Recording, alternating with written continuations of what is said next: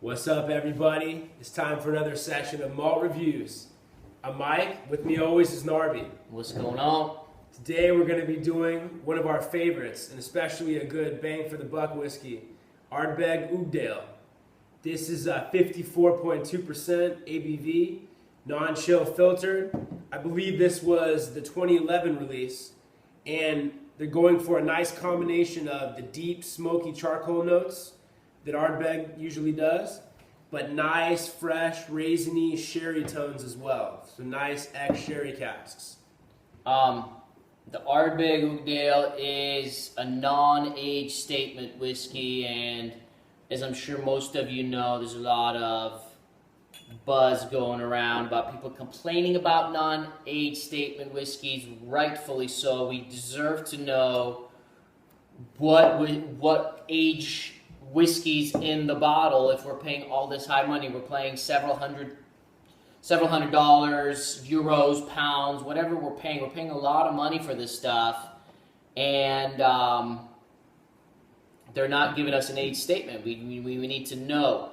A lot of times the non-age statement whiskeys tend to be a little bit disappointing too, but the Ardbeg Uigeadail has been around for a little while now, and it, lives up to the reputation. It really is an outstanding whiskey, and I'm calling it outstanding before even reviewing it, so let's just get right to the review. The color is a nice golden color. Yeah, beautiful traditional gold. Yep.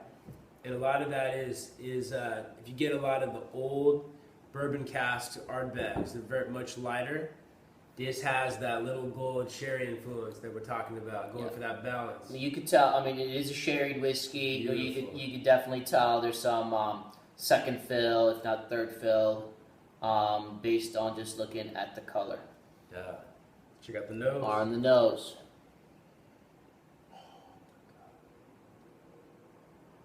Wow, what an explosion right away on the nose. I think we didn't mention the ABV. This is at 54.2%. It's a punch. Yeah, about 54.2%. You could really tell on the nose. It's just an explosion comes up right away of some smoky peat smoke. You could smell the ocean right away, the wet rocks, that sea salt, and then you get those beautiful, that sherry influence, along with those cinnamon spices and caramel and toffee, little brown sugar, and it's all there. It's so uniquely balanced. You rarely get that from a whiskey that's below $100. And this is really special right off the bat. What I get from this is some people say, oh, I like peaty, smoky whiskeys. Some people say, I like sweet sherry whiskeys.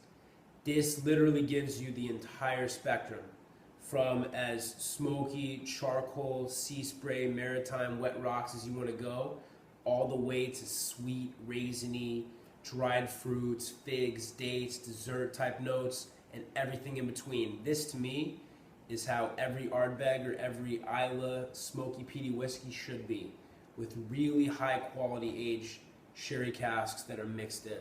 This is it's amazing. It's a treat. And usually it's oily on the palate, you say. This is actually oily on the nose, if you can describe it that way. This is incredible.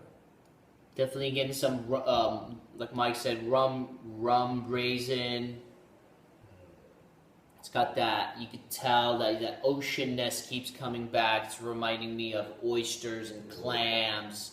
The creaminess that Mike was mentioning, it's buttery. I'm thinking more of butter.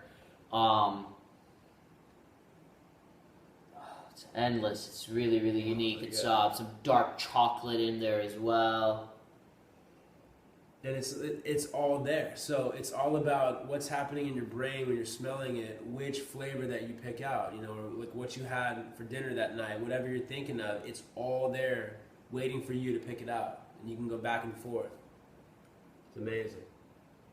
All right, you guys, let's hit the palate, huh? Let's hit it.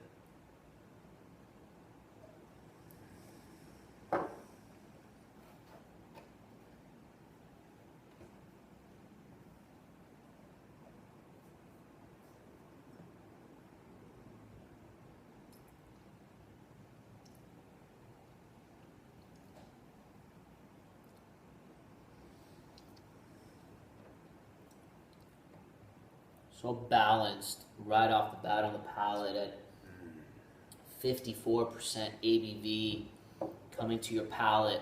You could definitely tell, even though it's a non-age statement, but you could definitely tell there are some whiskeys in here that are definitely in that 15-year-old range. Don't quote me on that. It's just what I think.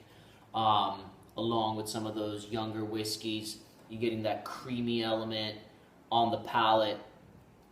That initial peatiness and that smokiness and that sea salt is right there, and then you're getting that dark chocolate and caramel and rum raisin coming in as well, along with some unique creamy, all the spices are coming in, that creaminess is there, that butteriness. It is really, really unique. I mean, we got this, I don't know, like 2-3 years ago for $55. So, I mean, I haven't checked prices on this lately, and I haven't had this in a while, but I'm going to tell you right now, tomorrow morning when I wake up, I'm going to go online or to one of the local shops, and I'm going to get a couple more. I haven't had this in a while. We are huge fans of Ardbeg, but in our whiskey journey, sometimes, you know, you keep wanting to try new things and exploring new stuff and continue that journey. And this is one that I want in my whiskey collection. I want multiple bottles. So if you haven't tried Ardbeg Uigeadail and you're a whiskey fan, and you're ready to move on from the Glenlivet 12s, the Glenfiddich 12s, the Macallan 12, the Glenmorangie 10, and those kind of whiskeys, and you know, some of the blends as well, the Johnny Walkers and whatnot, and you want to go into something a little bit more extreme, but you don't want to spend extreme money, go right here. It might be a little bit weird in terms of that peat attack and that big smoke and the strong ABV, but I don't think there's a better whiskey for the money. No. I've never had it. Bang for the buck. Bang for the buck, never had it. I'd say that the finish is medium-ish, but I still get that delicious peat still just sitting there, some of that unique wood, along with some sweet flavors as well. It's so uniquely balanced if you want some sweet flavors and some peaty flavors, smoky flavors, and experience that Islay style. So good. For me, this is a 92 out of 100. I give it the same thing. I give it 92. And just one thing I want to say is, with high alcohol volume whiskeys, what you're praying for is what this has is, no matter how high the alcohol is, there's no burn whatsoever. It's like this delicate, oily, never-ending texture coating on your palate that it eases you into those crazy, powerful flavors. A lot of times the burn, it just kills your palate. You even lose some tasting, some flavor after. This is amazing at that. I actually didn't. It's so funny he said that. I'm glad you mentioned that, Mike, because we normally add water to whiskeys to see how they change, especially for a review. We want to give you guys both perspectives. I have the water right next to me, but I didn't even think about adding it because my palate just said, no, this is right. This is the way it's supposed to be. It's drinking more like 48% on the palate to me, in terms of feeling alcohol on the palate. That doesn't mean that if I added a few drops of water, it wouldn't open up and improve it, but we just didn't for this particular review, and you really didn't need to, I don't think. Maybe it would improve. Next time we drink it, we'll add water to it.